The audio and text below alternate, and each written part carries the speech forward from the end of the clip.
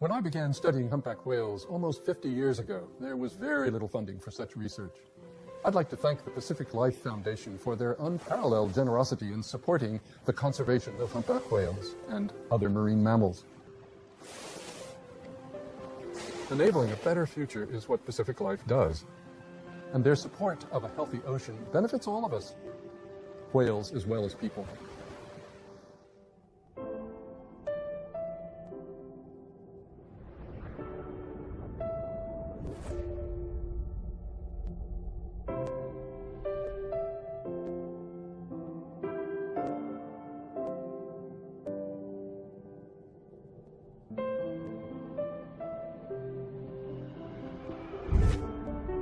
Our planet holds a kind of parallel universe.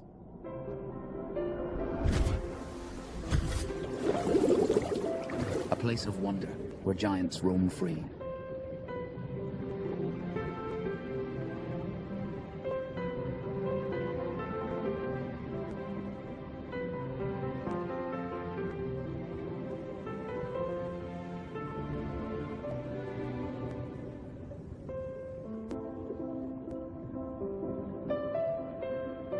For thousands of years, we could only wonder about humpback whales. Now, by exploring their world, we're getting surprising glimpses into their lives.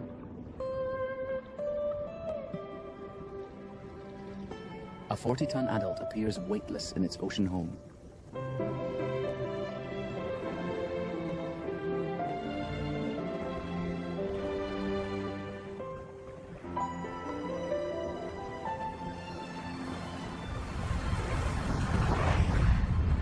Though longer than a school bus, these 50-foot giants are nimble. With a wingspan greater than most Learjets, humpbacks are magnificent acrobats.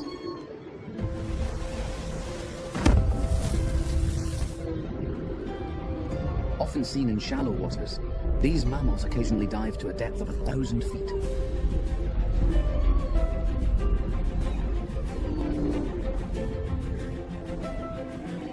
Each bump on their heads contains a single stiff hair, which may help them sense their environment.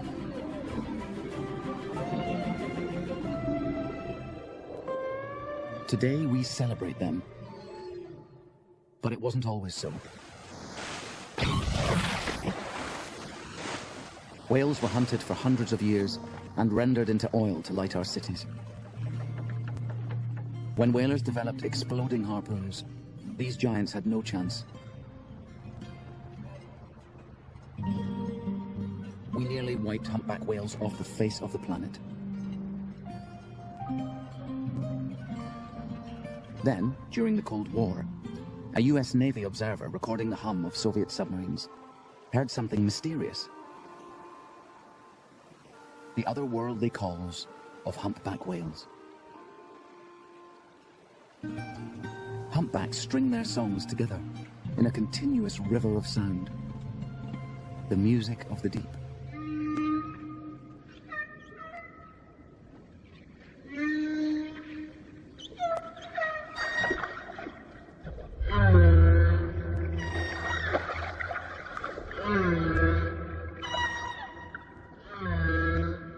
In the 1970s, when these recordings were studied by scientists Roger Payne and Scott McVeigh, they recognized that the seemingly random noises were actually precise rhythmic patterns of sound, or songs. When record albums were released, the humpback songs changed millions of hearts. People from many nations joined together to support a ban on killing whales.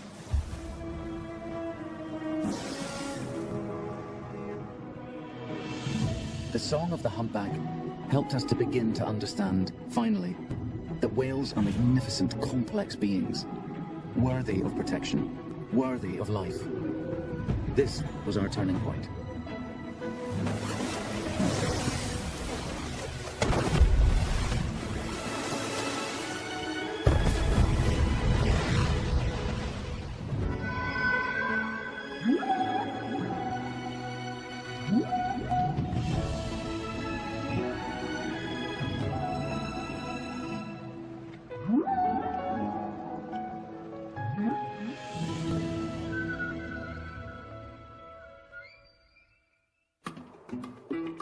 the South Pacific.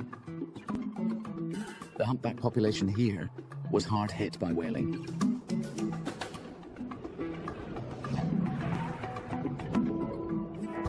In Tonga, there were only about 50 mature females left. In 1978, when the King of Tonga banned the killing of whales, the humpbacks here slowly began to recover, one calf at a time. Today in Tonga, there are about 2,000 humpbacks, a fraction of what once was, but it's a start.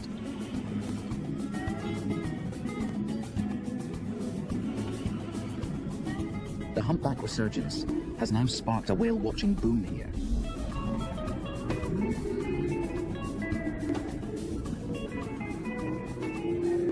The increased tourism has raised the standard of living for the local people, like Ali Takai. My grandfather was a whaler. He hunted humpbacks to feed our family. Instead of killing humpbacks, Ali works hard to save them. The future of our humpbacks depends on these children. I tell the kids about the whaling days, so we never have that kind of killing again. My job is taking tourists and scientists out to see the humpbacks. Now these magnificent whales have begun to recover. Each calf is critical to Tonga's fragile resurgence. After a full year of pregnancy, mothers give birth to a single 14-foot baby.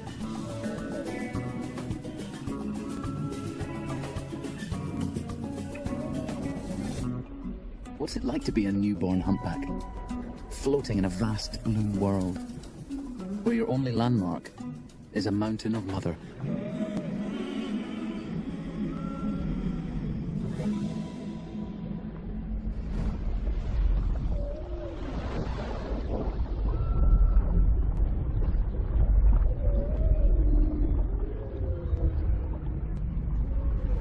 Humpbacks share these idyllic waters with a whole community of marine life. The remora fish come along for the ride.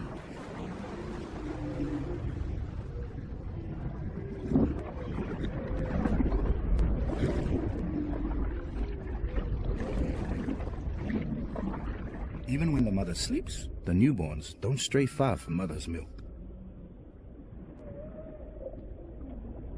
But after a few weeks, the calves get bolder, and they take off on their own. They're so curious, and they've got so much energy.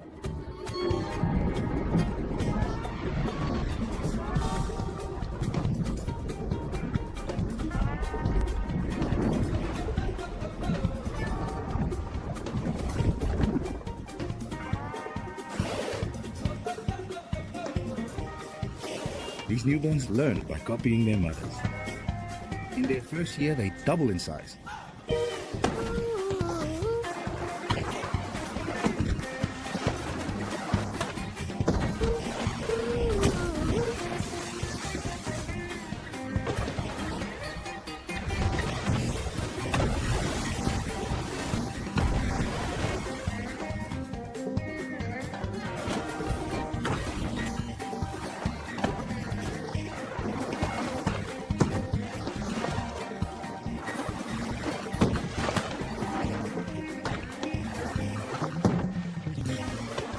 Once they get the hang of it, there's no stopping them.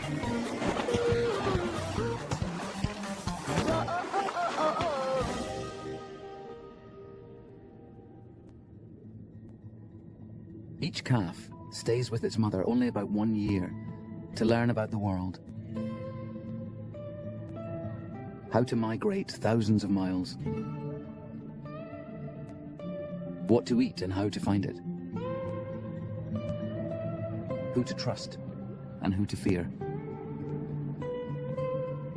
Whalers like my grandfather once targeted mothers and calves because they move so slowly. I always loved my grandfather, but he didn't understand the need to stop killing whales. The killing stopped here in Tonga, but not everywhere. 3 nations, Japan, Norway, and Iceland, still allow commercial and scientific whaling. Today, fewer people kill whales on purpose, but we now kill them without even knowing it. When a ship collides with a whale, the impact is often fatal, and the number of ships on the world's oceans has doubled in the last 12 years. There is something we can do about these fatal collisions. One solution is to slow down ships, or reroute them, to avoid the migratory pathways of whales.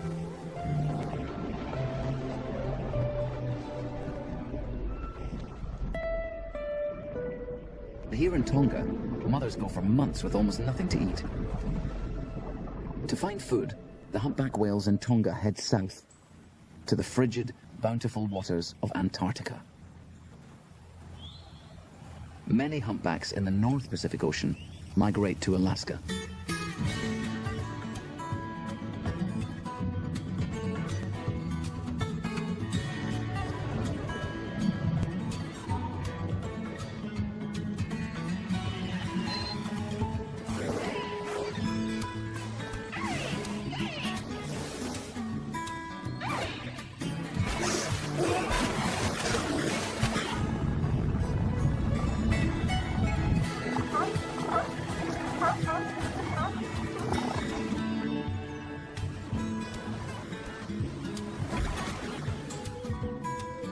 Dr. Fred Sharp has been studying the behaviors of humpback whales here for the past 25 summers.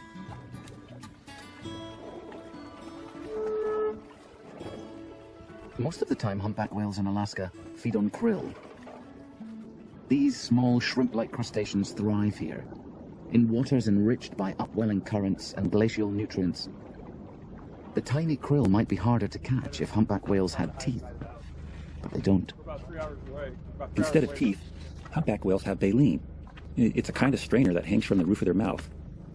It lets the water through, but allows them to trap these tasty morsels like the fish and the krill. When we're trying to locate big feeding pods, it's almost like you're coming home to family. Fred has studied these particular whales for so long that he can often tell who's vocalizing just by listening.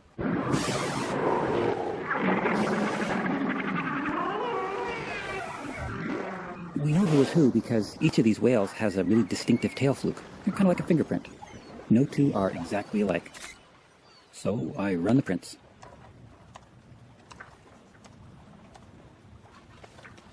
This is Melancholy.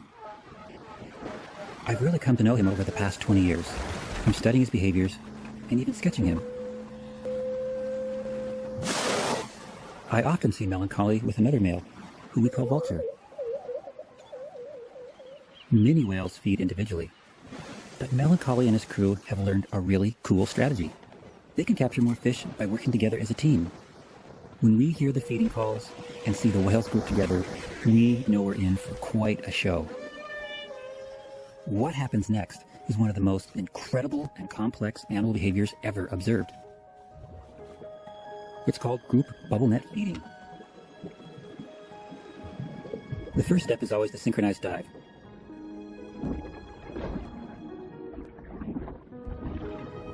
Some of the whales dive deep, underneath the school of herring, to drive them up towards the surface. With their long pectoral flippers, they can outmaneuver fast-moving prey. The bubble specialist blows a stream of bubbles, forming a spiraling wall of air that acts like a net to keep the fish from getting away. The designated vocalizer begins to make almost deafening sounds, scaring the fish up towards the surface.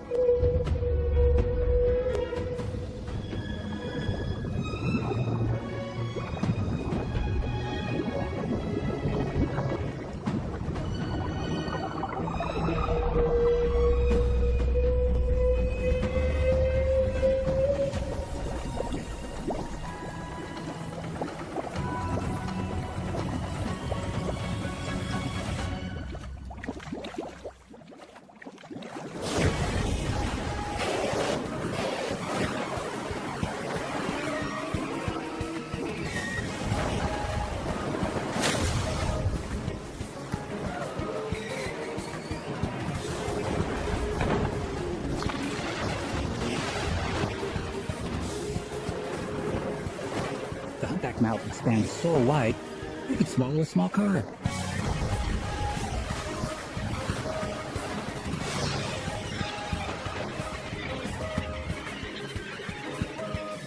They could eat up to a ton of food in a single day. That's like 8,000 hamburgers.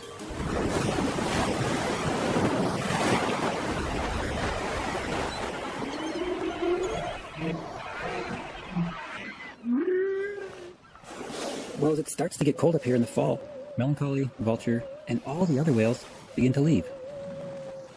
They'll travel thousands of miles down to their warm water breeding areas, like Costa Rica, Mexico, and Hawaii.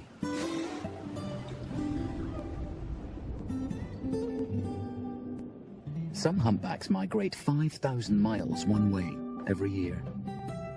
One of the longest known migrations of any mammal. There are 15 distinct populations of humpback whales, located in all the oceans of the world.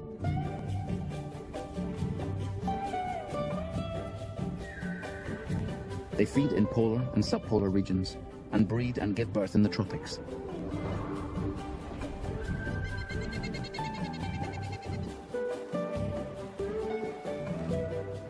Each winter, the Hawaiian Islands host the largest gathering of humpbacks in the North Pacific. Thousands of whales. Humpbacks may live up to 80 years or more. They seem as curious about us as we are about them.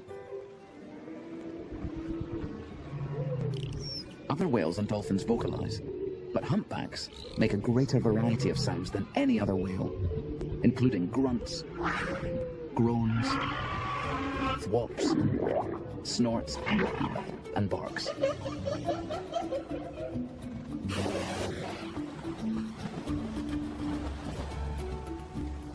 When humpbacks leap, or breach, they make it look easy. No other whale leaps so high so often. We're not exactly sure why they do it, but we're glad they do.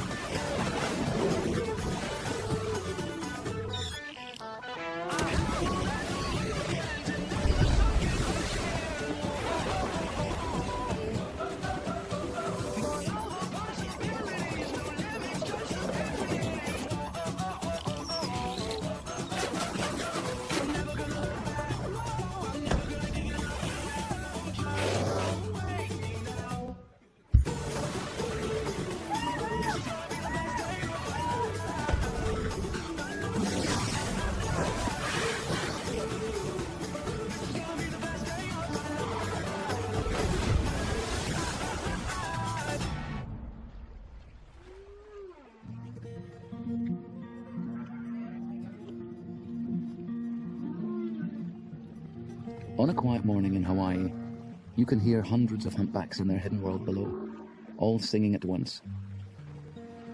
A reminder of how their songs began changing our hearts so many years ago.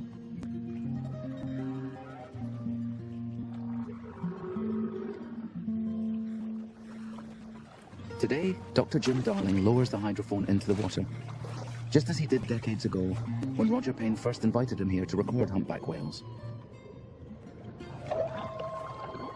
For scientists like Jim, finding singers isn't easy, but there are clues.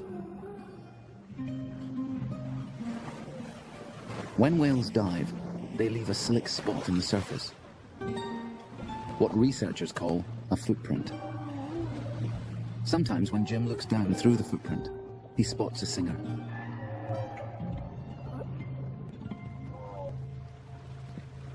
All the singers in Hawaii start each breeding season singing the same song. Incredibly, when one singer changes his song, they all adopt those same changes. By comparing the latest song against previous versions, Jim can pinpoint exactly what has changed. Yeah, but this is just recording. Jim's colleague, Dr. Megan Jones, helps him search for those changes in the song. 2 years ago, Jim recorded a song with a really distinctive phrase. That's really different. We started calling it Chuckles because it made us laugh. But this year, the chuckles are starting to disappear.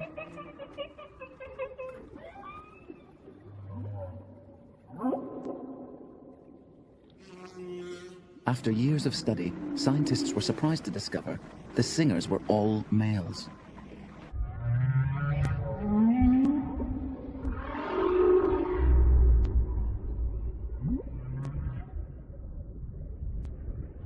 While the males are busy singing, what are the females up to? Dr. Megan Jones studies the behavior of female humpbacks. It's not easy because they spend 90% of their time underwater, out of sight. So she catches only glimpses.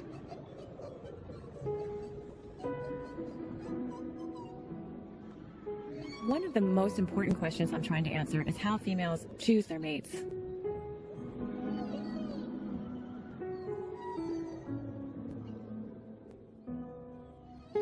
No one has ever observed mating between humpbacks. But we often see a male and female pair resting together just before and just after. We see males fighting over the females. The battle-scarred male escort is actually on guard, watching and listening for his rivals. When intruders show up, he tries to fight them off.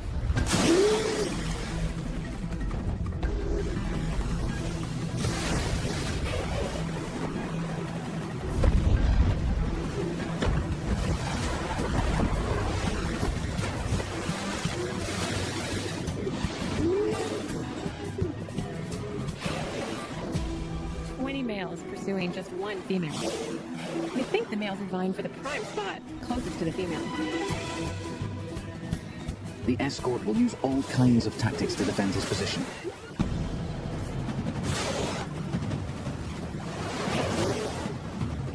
He streams bubbles. He lunges, charges, and even collides with other males.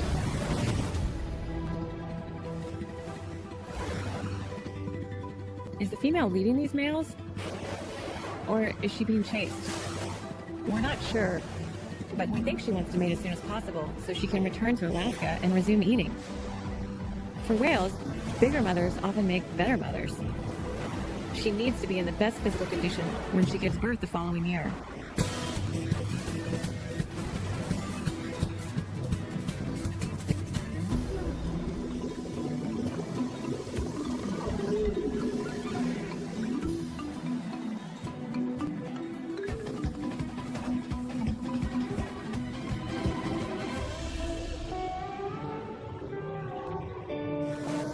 This chase lasted 4 grueling hours. We think the competition may allow the female the opportunity to select the fittest mate. One day, just as the other male rivals swam away, the male and female pair stayed around and circled our boat for well over an hour.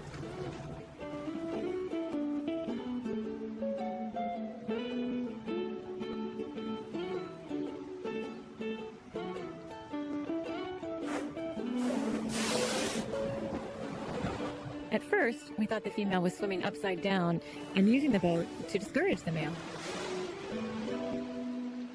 But as we watched the pair circle and dance around each other and us, it became clear that, at least in this case, the female was following him as much as the male was following her. Was this courtship? Was she trying to attract him? This is what we think may be happening, but until we see mating, we can just never be sure. For me, these are the best kind of days, when new observations lead to new questions.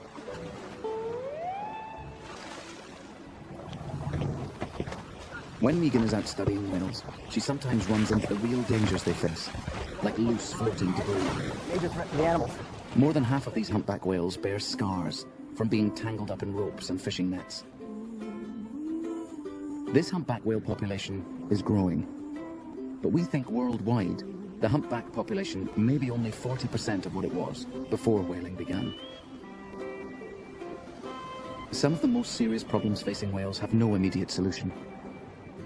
But when individual whales get entangled, some of them can be saved by rescue teams, like the one here in Hawaii.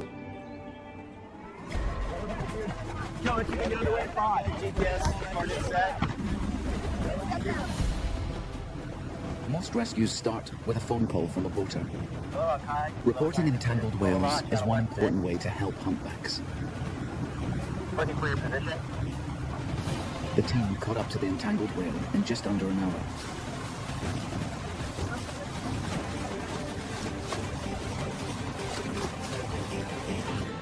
This young, energetic humpback whale was trailing more than 200 feet of line and buoys behind it.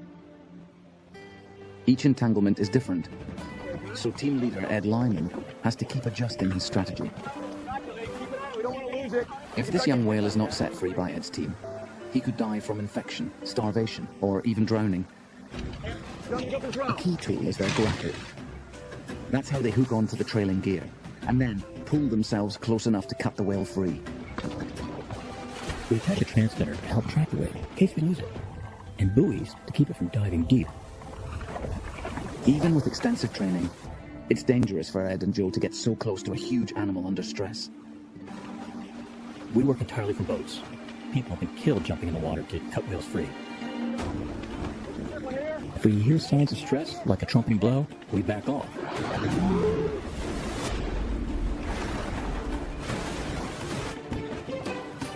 Our pole cam gives us an underwater view. It helps us see what's going on. We need to get this gear off. These wounds are bad. These young ones are unpredictable. Our whale makes a sudden U-turn and snags his gear on a nearby boat. So we race back to cut the boat free. You got it? Okay, good. Big cut. As soon as we cut that line, he takes right off. Even dragging all those buoys, the whale is just pulling us too fast. We actually got what the old-time whalers call a Nantucket sleigh ride. You're running hard. We attach a sea anchor to slow it down.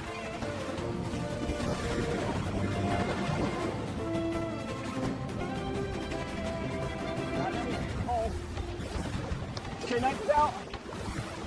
Good. Okay, here on that side yet? Finally, the whale slows down enough to give Ed a clean angle, so he moves in for the cut. And keep on. Okay.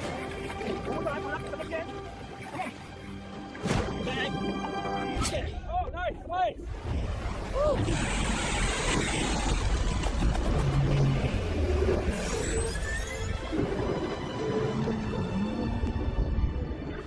It all went their way today, but it doesn't always work out. Even Ed's heroic team can't save every whale, but you and I can help reduce the number of entangled humpbacks. Encourage the use of whale-safe gear and keep debris out of the ocean.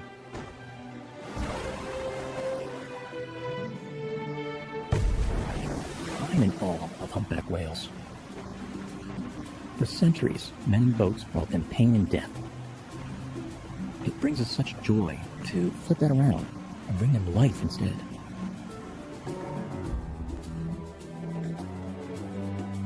It took hundreds of years for people all across the world to wake up and hear the song of the humpbacks. In the early days, humpbacks were known as our guardians. Now it's our turn.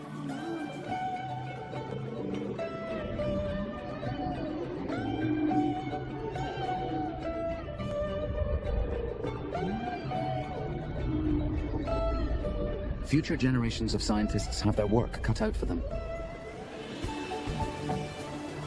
Each new insight scientists gain into these remarkable whales helps us protect them against the growing threats they face.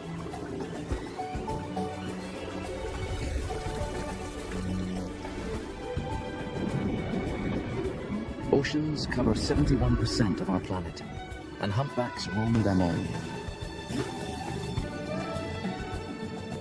Just one look in their eye will tell you we have much more to learn about their world.